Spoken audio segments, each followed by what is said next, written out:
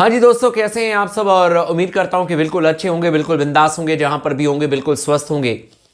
Champions trophy team का चयन होना है बहुत जल्द और विजय हजारे ट्रॉफी का जो फाइनल है 18 तारीख को खेला जाएगा। उसके बाद आपके चैंपियंस ट्रॉफी टीम का ऐलान कर दिया जाएगा। उम्मीद थी कि चैंपियंस ट्रॉफी की टीम का ऐलान 12 तारीख को ही होगा, लेकिन अब कहा जा रहा है कि या तो 18 को या फिर 19 को चैंपियंस ट्रॉफी की स्क्वाड का अनाउंसमेंट कर दिया जाएगा। लेकिन T20 फॉर्मेट में जब भारतीय टीम का ऐलान किया गया, उस समय उम्मीद लगाई गई थी कि ईशान किशन की भारतीय टीम में वापसी होगी। कहा गया कि ईशान किशन को जरूर मौका मिलेगा T20 फॉर्मेट में, क्योंकि वहां पर ऋषभ पंत नहीं होंगे। और यह भी खबर आपको स्पोर्ट्स टॉक ने बताई थी कि जो आपके दूसरे विकेट कीपर बल्लेबाज थे संजू सैमसन के साथ में, यानी कि जितेश शर्मा, वो अभी स्कीम ऑफ थिंग्स में नहीं है। यानी कि जितेश शर्मा को ये T20 में मौका नहीं देंगे।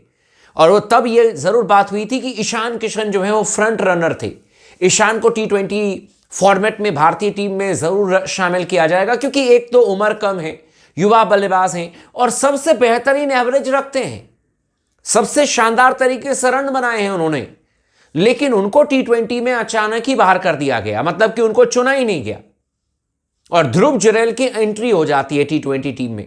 यानी कि संजू सैमसन के साथ में अगर कोई दूसरा विकेट कीपर होगा तो वो आपके ध्रुव जुरैल होंगे T20 फॉर्मेट में। ठीक है, अब ठीक है, उसके बाद कई सारे मीडिया हाउसेस ने यह खबर छापनी शुरू कर दी कि चूंकि ध्रुव जुरैल को T20 फॉर्मेट में शामिल कर लिया गया है, तो अब जो आपके चैंपियंस ट्रॉफी के लिए टीम का जब अनाउंसमेंट होगा तो वहां पर ईशान किशन भारतीय टीम में जरूर शामिल कर लिए जाएंगे। ये कई सारे मीडिया हाउसेस में खबर आ रही है, लेकिन स्पोर्ट्स टॉक आपको बता रहा है कि ईशान किशन को चैंपियंस ट्रॉफी स्क्वाड में नहीं शामिल किया जाएगा। क्योंकि मैं आपको कह दूं कि नहीं वो मीडिया रिपोर्ट सही है या सही हो सकती है, तो मैं आपके साथ में नाइंसाफी करूंगा। भाई मैं सीधे तौर पर आपको बता रहा हूं, चैंपियंस ट्रॉफी में ईशान किशन को किस बेस पर चयन करता शामिल करेंगे। हालांकि हर जगह मीडिया रिपोर्ट ये आ रही है कि आउट ऑफ एकदम कॉन्टेक्स्ट जो है वो ईशान किशन चैंपियंस ट्रॉफी में शामिल किए जा सकते हैं। एक चीज मुझे बताओ, ईशान का जहां पर सबसे ज्यादा दबदबा था, यानी कि T20 फॉर्मेट में उनको शामिल किया जा सकता था, वहां पर तो चयनकर्ताओं ने शामिल किया नहीं। चैंपियंस ट्रॉफी में कहा जा रहा है कि केएल राहुल जो है वो विकेट कीपिंग अब नहीं करेंगे, एज अ प्योर बल्लेबाज खेलेंगे।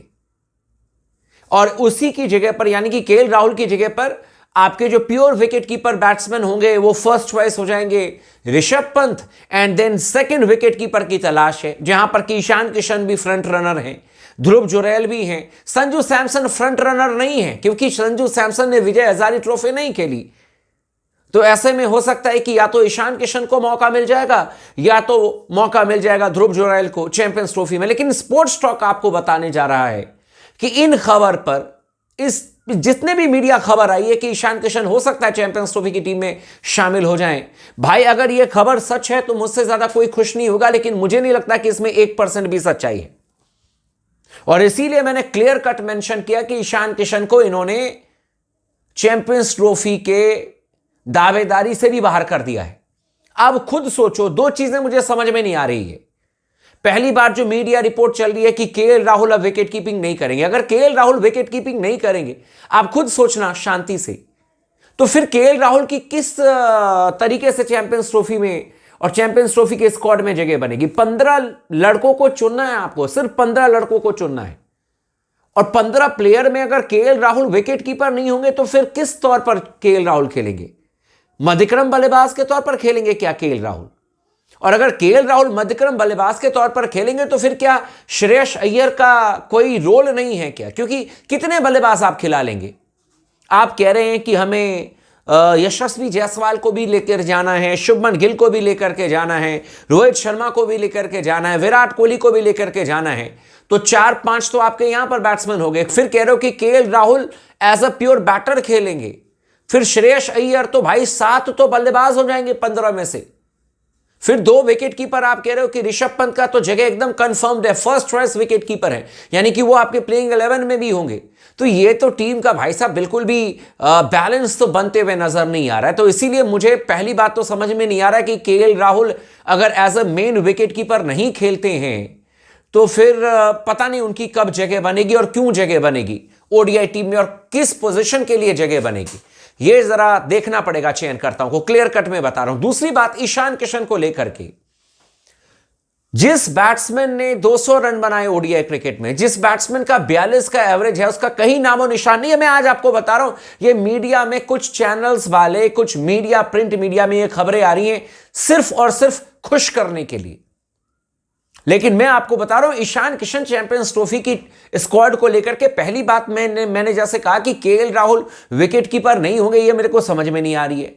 दूसरी बात है कि अगर केएल राहुल विकेट कीपर नहीं होंगे तो उनका टीम में किस बेस पर चयन होगा। तीसरी बात है कि अगर केएल राहुल विकेट कीपर बल्लेबाज नहीं है और टीम में चयन होगा, तो यानी कि आप ऋषभ पंत को कह रहे हैं कि भाई आपका डिस्पाइट ओडीआई में अच्छा प्रदर्शन नहीं है, हम आपको प्लेइंग 11 में लेते हैं, क्योंकि हर जगह मीडिया रिपोर्ट में आ रही है कि वो फर्स्ट चॉइस विकेट कीपर हैं। तो ऋषभ पंत आपके फर्स्ट चॉइस विकेट कीपर हैं, तो वो आपके प्लेइंग 11 में आ गए और उनके बैकअप के तौर पर अब आपको एक विकेट कीपर ढूंढना पड़ेगा। अगर केएल राहुल विकेट कीपिंग के रोल में नहीं है तो फिर कौन बैकअप के विकेट कीपर के तौर पर किसका नाम चल रहा है? ध्रुव जुरैल का नाम चल रहा है। संजू सैमसन का नाम नहीं लिया जा रहा। कह रहे कि संजू सैमसन ने जो विजय हजारे ट्रॉफी खेली नहीं, तो संजू कैसे आ जाएंगे ओडीआई टीम में? मेरा यह सवाल है कि अगर संजू सैमसन नहीं आ सकते हैं ओडीआई टीम में और ईशान किशन नहीं आ सकते हैं ओडीआई टीम में, तो फिर हमारे तो कई सारे सुपरस्टार हैं, कई साल से फ्लॉप हो रहे हैं और रणजी ट्रॉफी के मैचेस नहीं खेलते हैं, तो क्या उनका चयन होता है या नहीं होता है? मतलब ईशान किशन के लिए अलग नियम, संजू सैमसन के लिए अलग नियम, ऋषभ पंत के लिए अलग नियम, ध्रुव जुरैल के लिए अलग नियम, विराट कोहली, रोहित शर्मा के लिए अलग नियम। चेहरे देख देख करके क्या नियम बनाए जाते हैं? श्रेयस अय्यर के लिए अलग नियम, केएल राहुल के लिए अलग नियम।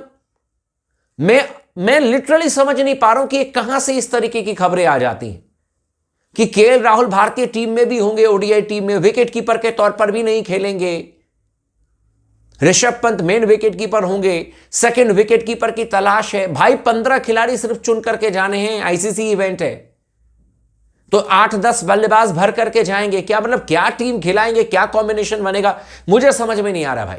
लेकिन इतनी बात मैं जरूर कह सकता हूं पूरी जिम्मेदारी के साथ में, मैं दिल से चाहता हूं कि ईशान किशन आ जाए भारतीय टीम में, मैं दिल से चाहता हूं, लेकिन मैं आपको गलत प्रॉमिस नहीं करूंगा भाई। ये आपके चैंपियंस ट्रॉफी में ईशान किशन आपके स्क्वाड में आ जाएंगे, इसको लेकर के चांसेस मुझे कम नजर आ रहे हैं भाई।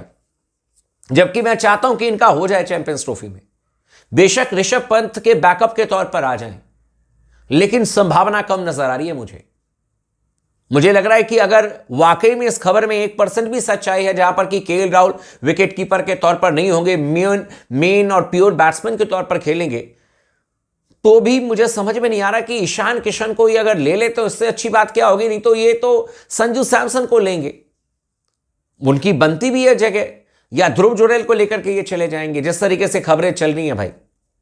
Let's hope for the best, लेकिन मुझे लगता है कि ये दावेदारी में भी नहीं है ईशान किशन इस समय चैंपियंस ट्रॉफी को लेकर के, क्योंकि चयनकर्ताओं को जहां मौका देना चाहिए वहां तो मौका दे नहीं रहे हैं।